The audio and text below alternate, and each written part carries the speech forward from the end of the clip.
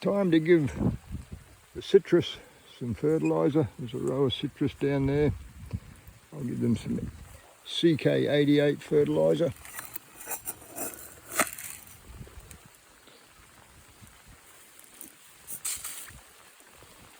So CK88, good economical fertiliser.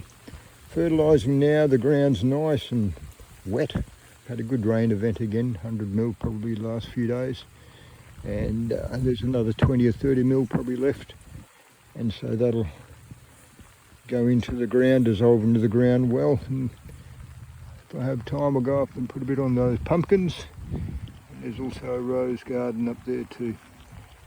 So CK88, good NPK ratio, and get in and fertilise these citrus.